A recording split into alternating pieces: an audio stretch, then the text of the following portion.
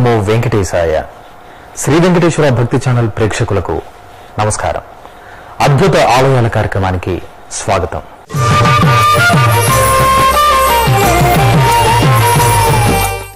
అణువణువు శిల్పశోభితం, కళ్లకు కట్టే పురాణ ఘట్టాలు, శివకేశవ అభేదాన్ని చాటుతూ పక్కపక్కనే చెన్నకేశవుడు, సంతాన మల్లేశ్వరుడు, చుట్టూ ఎన్నో శివలింగాలు, చల్లగా పలకరించే పెన్నా నది ప్రవాహం, ఆ నదీ మా తల్లి మోసుకువచ్చే చల్లని గాలి, పెన్నా నదికి ఆ ఒడ్డున ఈ ఒడ్డున ఆలయ సముదాయాలు, ఆ సుందర ప్రదేశమే పుష్పగిరి.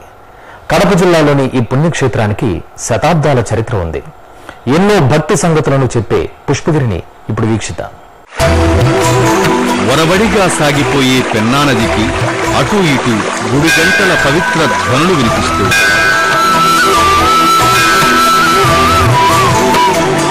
పెన్నమ్మ మీదుగా వచ్చే చల్లని గాలి మేనిని, మనసును స్వాంతనపరుస్తుంది. అలవోకగా సాగిపోయే పినాకిని అలలు అష్టాక్షరి పంచాక్షరి మంత్రాల కలబోతగా కనిపిస్తాయి.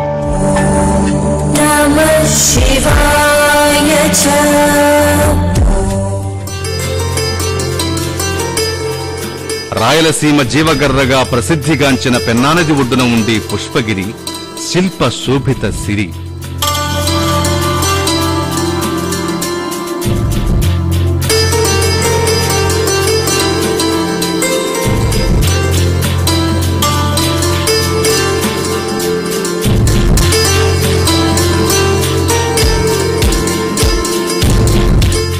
ప్రకృతి రమణీయతకు ఆలవాలంగా ఉంటుంది ప్రదేశం.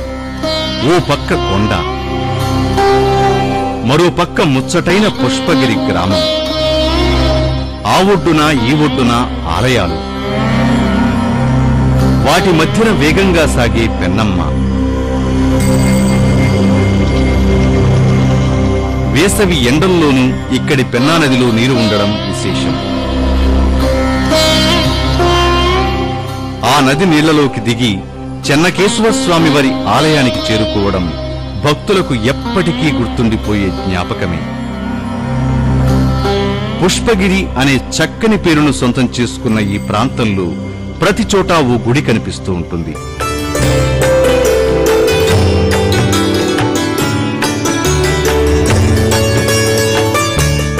ఈ ప్రాంతానికి పుష్పగిరి అనే పేరు రావడం వెనుక ఓ ఆసక్తికర స్థల పురాణం ఉంది. ఈ ప్రాంతంలో కాంపల్లి అనే గ్రామం ఉండేది. గరుత్మంతుడు అమృత భాండాన్ని తీసుకువస్తుండగా కొన్ని చుక్కలు కాంపల్లి సమీపంలోని కోనేటిలో పడ్డాయి. నాటి నుంచి ఆ కోనేటిలో మునిగిన వారికి యవ్వనం లభించి అమరత్వం సిద్ధించేది. ఇలా చుట్టుపక్కల ప్రజలందరూ యవ్వనవంతులు కావడంతో ఈ ప్రాంతం నుంచి తమ లోకానికి ఎవరూ రావడం లేదనే విషయం తెలుసుకున్న యముడు బ్రహ్మకు మొరపెట్టుకోగా ఆయన హరిహరుల్ని ఆశ్రయించాడు. వారి ఆజ్ఞతో హనుమంతుడు ఒక పర్వతాన్ని తెచ్చి ఆ కొలనుపై వేశాడు. కాని ఆ పర్వతం అందులో మునగక పుష్పంలాగా పైకి తేలింది. అలా ఈ ప్రాంతానికి పుష్పగిరి అనే పేరు వచ్చింది. ఆ పర్వతాన్ని ముంచడానికి ఒకవైపు శివుడు, మరోవైపు విష్ణువు తమ పాదాలతో చెరోవైపు తొక్కిపెట్టారు.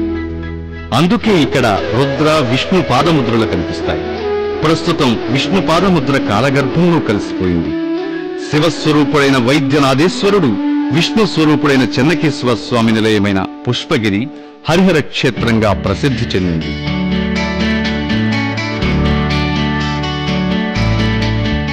శుక మహర్షి ఆదేశంపై జనమేజయుడు పుష్పగిరి కొండపై ఈ ఆలయాన్ని నిర్మించినట్టు చరిత్ర ద్వారా తెలుస్తోంది.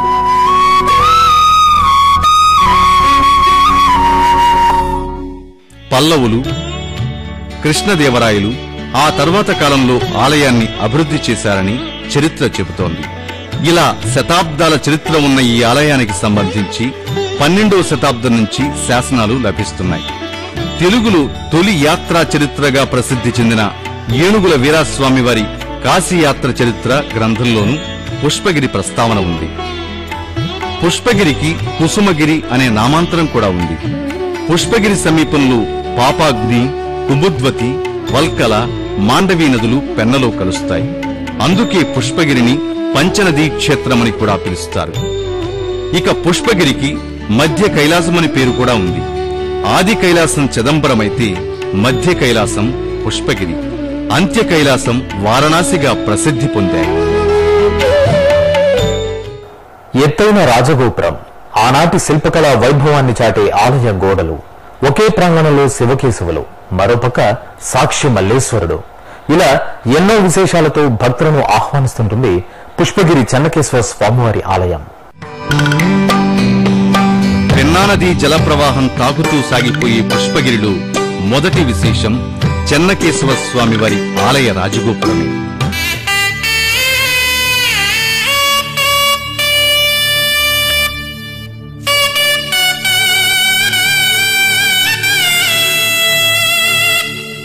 చక్కని శిల్ప సంపదతో, పురాణ ఇతిహాస ఘట్టాలతో చెరిగిపోని హిందూ ధర్మ సంస్కృతికి నిలువుటద్దంలా ఉంటుంది రాజగోపురం. సమున్నత హిందూ ధర్మంలా నిలబడినట్టు ఉండే రాజగోపురాన్ని భక్తులు తనివితీరా చూస్తారు. పెన్నా నదిని ఆనుకుని ఉన్న మెట్లపై నుంచి ఈ గోపురాన్ని చూడడం ఓ గొప్ప అనుభూతి. 7 కలశాలతో, 5 అంతస్తులతో, సున్నం గారతో చేసిన దేవతా ప్రతిమలతో అలరాడుతూ ఉంటుంది గోపురం. పశ్చిమం వైపు పశ్చిమాధిపతి అయిన విష్ణుమూర్తిని నరసింహావతారంలో చెక్కిన ప్రతిమలు ఎంతో హృద్యంగా ఉంటాయి. గోపురం పై అంతస్తు నుంచి కింది వరకు నరసింహ అవతార ఘట్టాలను మలిచారు.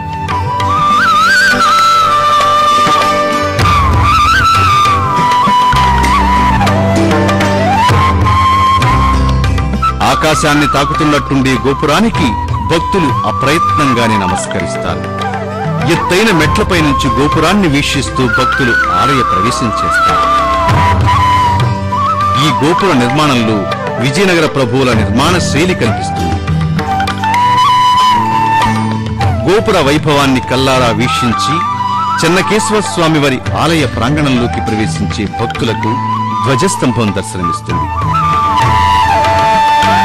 ఈ ధ్వజస్తంభం పక్కనే చెన్నకేశ్వర స్వామివారి ఆలయంలోకి వెళ్లేందుకు మెట్లు ఉంటాయి. భక్తులు ధ్వజస్తంభానికి మొక్కి ఆలయంలోకి ప్రవేశిస్తారు. స్వామివారి ఆలయం 3 ఆలయాల సముదాయం. చెన్నకేశవ స్వామివారు, సంతాన మల్లేశ్వరుడు, ఉమామహేశ్వర స్వామి ఆలయాలు కలిపి ఒకే ప్రాంగణంలో ఉన్నాయి. భక్తులు ముందుగా చెన్నకేశవ స్వామి వారిని దర్శించుకుంటారు.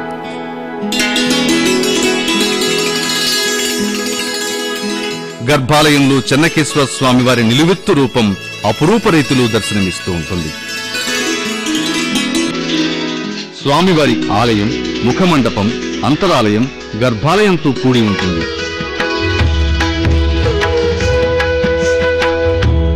దాదాపు 8 అడుగుల స్వామివారి ప్రతిరూపం మనల్ని కట్టిపడేస్తుంది. అత్యద్భుతమైన అలంకారంతో స్వామివారి రూపం భక్తులను మంత్రముగ్ధులను చేస్తూ ఉంటుంది. స్వామివారి తోరణంపై అటు ఇటు శ్రీదేవి, భూదేవి వేంచేసి ఉండడం విశేషం.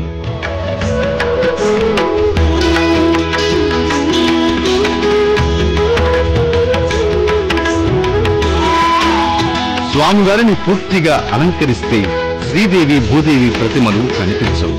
మాధవా కేశవ మధుసూదన, మాధవా కేశవ మధుసూదన, విష్ణు శ్రీధరా పదనఖం చింతయామి యూయం, వామన గోవింద వాసుదేవ ప్రద్యుమ్న, రామ రామ కృష్ణ నారాయణాచ్యుత, దామోదరానిరుద్ధ దైవ పుండరీకాక్ష, నామత్రయాధీశ నమో నమో. ఇక చెన్నకేశవ స్వామివారి ఆలయం పక్కనే సంతాన మల్లేశ్వర స్వామివారు కొలువై ఉంటారు. ఈ ఆలయంలో శివలింగాన్ని దర్శించుకున్న భక్తులకు సంతాన ప్రాప్తి కలుగుతుంది. అందుకే స్వామివారు సంతాన మల్లేశ్వరుడిగా ప్రసిద్ధిగాంచారు. నమః శివాయ నటేశ్వరాయ, నమః శివాయ నటేశ్వరాయ, ఉమావరాయ నమో నమస్తే, ఉమావరాయ నమో నమస్తే, ఉమావరాయ నమో నమస్తే, ఉమావరాయ నమో నమస్తే. నమః శివాయ నటేశ్వరాయ, నమః శివాయ నటేశ్వరాయ. స్వామివారికి ఎదురుగా ఉన్న నందీశ్వరుడు దంపతీ సమేతంగా కనిపించడం ఈ ఆలయంలోని మరో విశేషం.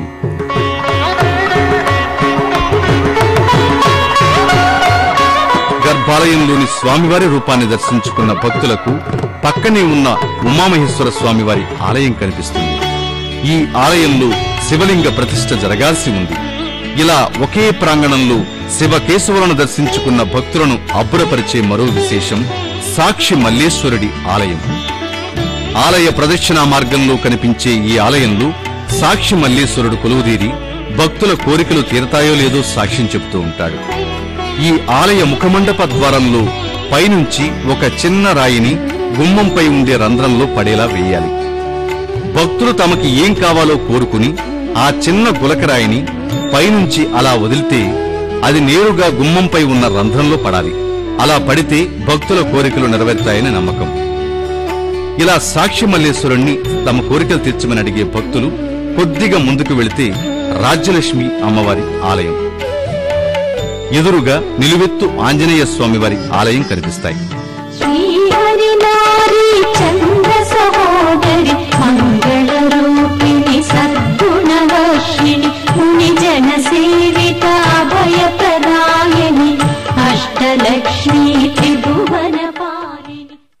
భక్తి తత్పరత, యుద్ధ వీరుల విన్యాసం కలబోసినట్టుగా ఉంటుంది చెన్నకేశ్వర స్వామివారి ఆలయం.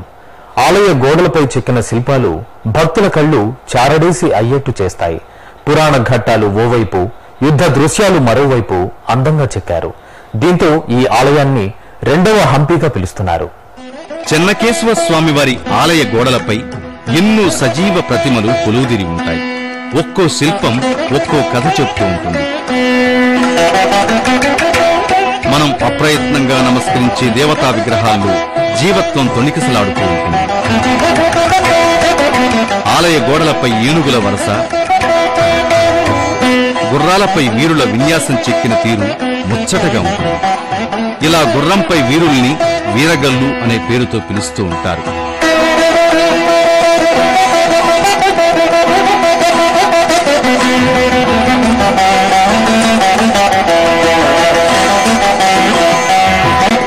ఈ ఆలయంలో ఏదో ఒక చోట ఇలా వీరగల్లు శిల్పాలు కనిపిస్తూనే ఉంటాయి. చెన్నకేశ్వర స్వామివారి ఆలయం పైన, సంతాన మల్లేశ్వర స్వామివారి ఆలయం పైన శివకేశవులకు సంబంధించిన పలు ప్రతిమల్ని అందంగా తీర్చిదిద్దారు. ముఖ్యంగా శివుడికి సంబంధించిన మూర్తులను వైవిధ్యంగా సృజించారు. ఊర్ధ్వ తాండవమూర్తి రూపాన్ని సుందరంగా మలిచారు. అలాగే చెవికమ్మను కాలితో తీసుకుని దాన్ని చెవికి అమర్చుకునే శివతాండవమూర్తి రూపం రమణీయంగా ఉంటుంది. ఇక అమ్మవారి వద్ద భిక్షకు వచ్చిన కైలాసనాథుణ్ణి భిక్షాటనమూర్తిగా చెక్కిన తీరు ముగ్ధులను చేస్తూ ఉంటుంది.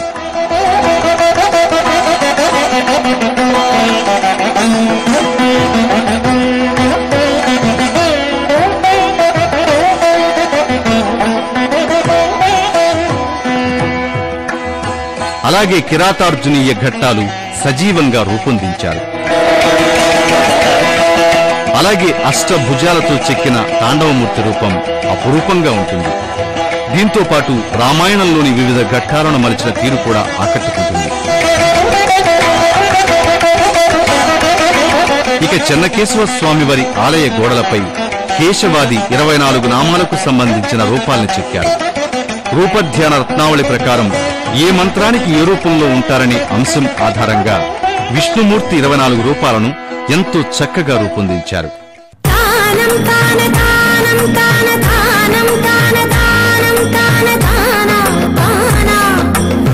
అలాగే చిన్ని కృష్ణుడి లీలలు కూడా మనోహరంగా చెక్కారు. వీటితో పాటు క్షీరసాగర మథనం, మకర వాహనంపై వరుణుడు, మహిషాసుర మర్దిని హృద్యంగా చెక్కారు. వీటన్నింటినీ తిలకించి ఆలయంలోంచి తిరిగి పెన్నానది వైపు వచ్చిన భక్తులకు రుద్రపాదాలు కనిపిస్తాయి. ఓ శిథిల దేవాలయంగా ఉండే ఈ ఆలయంలో అతిపెద్ద రుద్రపాదం దర్శనమిస్తూ ఉంటుంది. అలాగే ఆలయం వెనుక భాగంలో కొండవాలులు ఎన్నో ఆలయాలు ఉన్నాయి. ఇవన్నీ పూర్తిగా శిథిలమైపోయాయి. ఇవి ఏ దేవీ దేవతల ఆలయాల్లో చెప్పలేని స్థితిలో ఉన్నాయి. ఈ ఆలయాలు ఒకే రకమైన రాతి కట్టడాలు కావడం విశేషం. ఒక ఆలయం ముందు శిథిల నందీశ్వరుడు ఉన్నాడు. దీన్ని బట్టి ఇక్కడ కూడా శివాలయం ఉన్నదని భావించాలి. ఇక మిగిలిన ఆలయాల్లో విగ్రహాలు ఏవీ లేకుండా ఖాళీగా ఉన్నాయి. అలాగే పుష్పగిరిలో ప్రసిద్ధి పొందిన విష్ణుపాదం ప్రాంతం కూడా కాలగర్భంలో కలిసిపోయింది. చెన్నకేశవ స్వామివారి ఆలయానికి పెన్నానదిలోంచే కాకుండా రోడ్డు మార్గం కూడా ఉంది. కడప హైదరాబాద్ ప్రధాన రహదారి నుంచి పుష్పగిరికి రహదారి ఉంది. అయినా పుష్పగిరికి వచ్చి పెన్నలోంచి చెన్నకేశవుని చేరుకోవడమే బావుంటుంది. పెన్నా నదికి ఆనుకుని ఉన్న పుష్పగిరి గ్రామంలో ఉన్న మరో దేవాలయం వైద్యనాథేశ్వర స్వామివారి ఆలయం. ఈ ఆలయంలో త్రికూటేశ్వర స్వామివారి ఆలయము ఉంది. అలాగే శంకరాచార్యుల వారు శ్రీచక్రాన్ని ప్రతిష్ఠించిన కామాక్షి అమ్మవారి ఆలయం భక్తుల నిత్య పూజలు అందుకుంటోంది.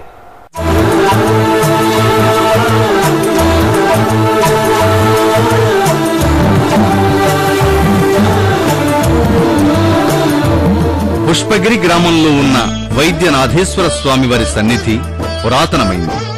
ఈ ఆలయ రాజగోపురం 2 అంతస్తులతో ఇటుక రాళ్లతో నిర్మితమై కనిపిస్తుంది.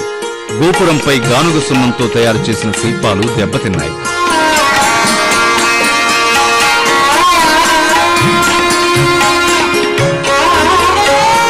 ఆలయ గోపురం వద్ద ఒక శాసనం కనిపిస్తుంది. యాదవరాజుల శాసనాల్లో తొలిసారిగా ఈ ఆలయ ప్రస్తావన కనిపిస్తోంది.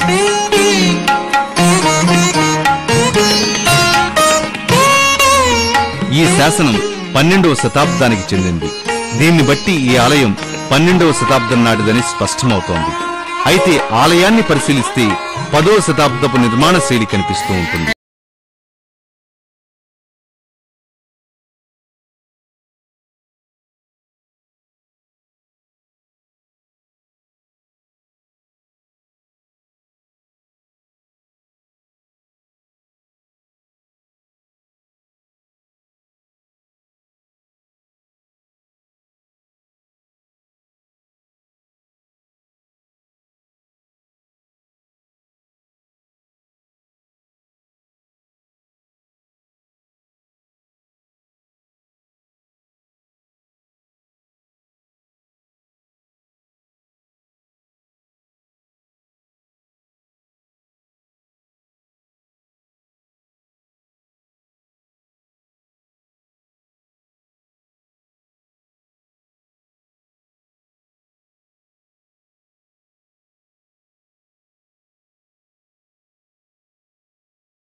వైద్యనాథేశ్వరుడిగా పూజిస్తున్నారు.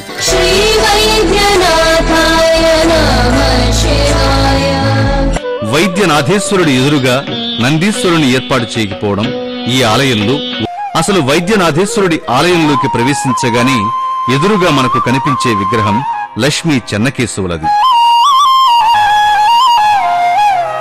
చుట్టూ దశావతారాలతో పాదాల వద్ద గరుత్మంతుడితో కొలువైన స్వామి అమ్మవార్లు ముందుగా దర్శనమివ్వడం ఈ వైద్యనాథేశ్వరుడి ఆలయానికి ఉన్న మరో విశేషం.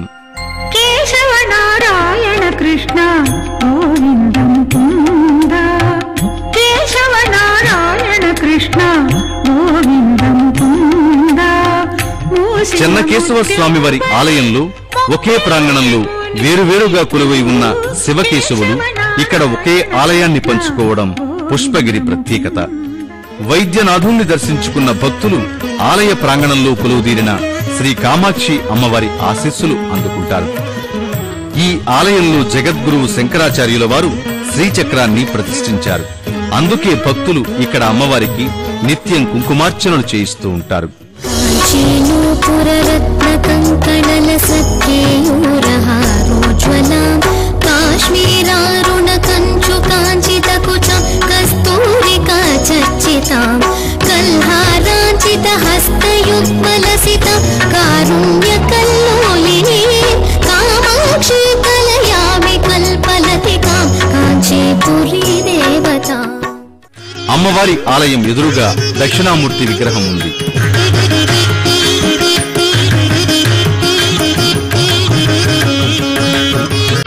ఇలా స్వామి అమ్మవార్లను దర్శించుకున్న భక్తులకు వైద్యనాథేశ్వరుడి ఆలయ ప్రాంగణంలోని పురావస్తు శాఖ వారు ఏర్పాటు చేసిన శిల్పాలు మన ప్రాచీన కళా నైపుణ్యాన్ని చాటి చెబుతూ ఉంటాయి.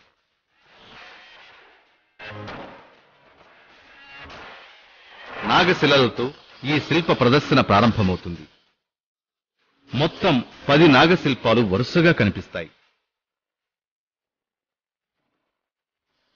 అలాగే వివిధ ఎత్తులు కలిగిన 5 వినాయక విగ్రహాలు ఉన్నాయి. వీటిలో నాట్య గణపతి విగ్రహం కూడా ఉంది. అలాగే శివలింగంలో లింగోద్భవమూర్తిని చెక్కిన తీరు అపురూపంగా ఉంటుంది. శివపార్వతుల విగ్రహాలు, దుర్గాదేవి స్వరూపమైన శీతలాదేవి, మహిషాసురమర్దిని, భైరవి, శివభక్తుల విగ్రహాలు, కాళభైరవుడు, భైరవ, లకులిశ, పార్వతి, సూర్యనారాయణుడు, సప్తమాత్రికలు,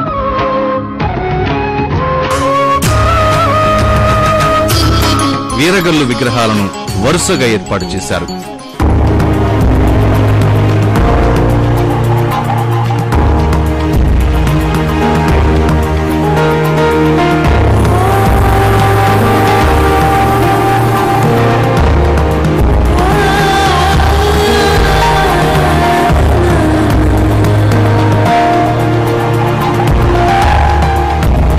వీటన్నింటిని దర్శించుకుని బయటకు వచ్చే భక్తులకు త్రికూటేశ్వర స్వామి వారి ఆలయం కనిపిస్తుంది.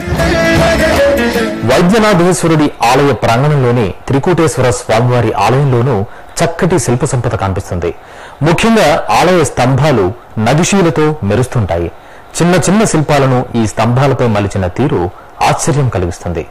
ఒకే ఆలయంలో 3 ప్రత్యేక గోపురాలతో కైలాసనాథుడు స్వాగతం పలికే ఆలయమే త్రికూటేశ్వర స్వామివారి ఆలయం. త్రికూటేశ్వరుడిగా స్వామివారు కటాక్షిస్తుండగా ఏకశిలపై మానవ రూపంలో ఉమామహేశ్వరుడు అనుగ్రహిస్తుంటే మరోపక్క భీమలింగేశ్వరుడు ఆశీర్వదిస్తూ ఉంటాడు.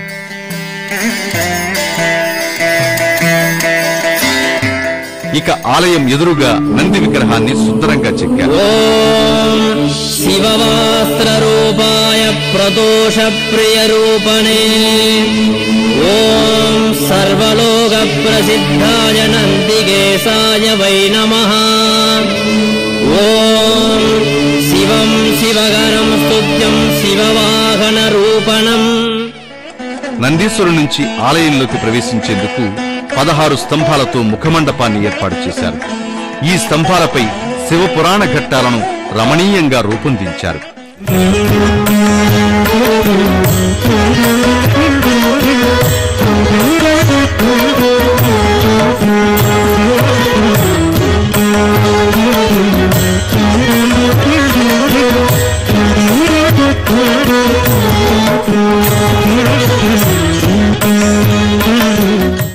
ఇక త్రికూటేశ్వర స్వామివారి సన్నిధి వరకు 3 ద్వారాలు ఉన్నాయి. ఈ 3 ద్వారాలకు ఇరుపక్కల శృంగి, భృంగి ద్వారపాలకులుగా ఉన్నారు. ద్వారాలపై గజరాజులో అభిషేకిస్తున్న శ్రీ పద్మావతీదేవి రూపాన్ని చెక్కారు. ప్రభుం ప్రాణనాథం విభుం విశ్వనాథం జగన్నాథనాథం సదానందభాజం భవద్భవ్యభూతేశ్వరం భూతనాథం శివం శంకరం శంభుమేశానమీడే. ఆలయంలో బ్రాహ్మి, మాహేశ్వరి, కౌమారి, వైష్ణవి, వారాహి, ఇంద్రాణి, చాముండి అనే సప్త మాతృకలు భక్తులకు అభయముసుకుతూ ఉంటారు.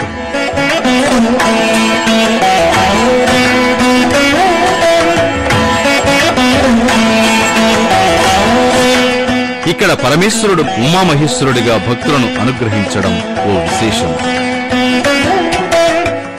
ఉమామహేశ్వరుడు అమ్మవారితో కలిసి చతుర్భుజాలతో దర్శనమిస్తూ ఉండగా అమ్మవారు నందీశ్వరుడిపై పాదం మోపి స్వామి వద్ద కూర్చుని ఉండడం మరో ప్రత్యేకత.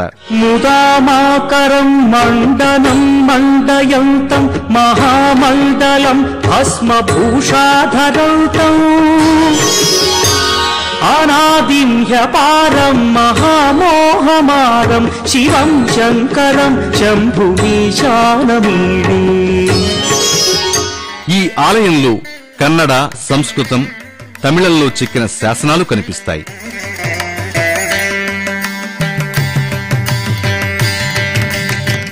ఈ ఆలయ దర్శనం తరువాత భీమేశ్వర స్వామి వారి ఆలయాన్ని భక్తులు దర్శించుకుంటారు. ఈ ఆలయానికి చేరుకునే మెట్లపై ఏనుగును, సింహాన్ని కలిపి చెక్కారు. గిరీశం గణేశం సురేశం మహేశం శివం శంకరం శంభుమీశానమీడే. వీటన్నింటిని దర్శించుకున్న భక్తులు 10 శతాబ్దాలకు పైగా చరిత్ర ఉన్న ఆలయాలను దర్శించుకున్నామనే భావనతో మన పూర్వీకుల కళాతృష్ణ, భక్తి తత్పరతను మెచ్చుకుంటూ బయటకు వస్తారు.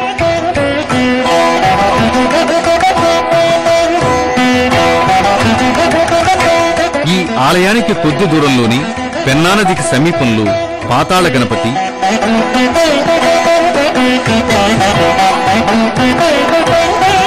మృత్యుంజయ స్వామివారి ఆలయాలు ఉన్నాయి. అలాగే అభినవ చెన్నకేశవ స్వామివారి ఆలయమూ ఉంది. పెన్నా నదికి వరదలు వచ్చినప్పుడు చెన్నకేశవుడికి నిత్య కైంకర్యాలు నిర్వహించడం కష్టమవుతుందనే ఉద్దేశంతో పుష్పగిరి గ్రామంలో అభినవ చెన్నకేశవ స్వామివారి ఆలయాన్ని ఏర్పాటు చేశారు. కేవలం వరదల సమయంలో మాత్రమే ఈ ఆలయాన్ని తెరుస్తారు. మన ప్రాచీన వైభవానికి నిలువెత్తు నిదర్శనం పుష్పగిరి. మన శిల్పకళా వైభవానికి ప్రతీక పుష్పగిరి. శతాబ్దాలు గడిచిపోయినా తమ భక్తి చెక్కు చెదరదనే విశ్వాసంతో ఎందరో పల్లవులు, చోళులు, కాకతీయులు, విజయనగర రాజులు ఇలా ఎంతో మంది ఈ ఆలయ నిర్మాణంలో భాగస్వాములయ్యారు. మాన్యాలిచ్చి ఆ శివకేశవుల కృపకు పాత్రులయ్యారు.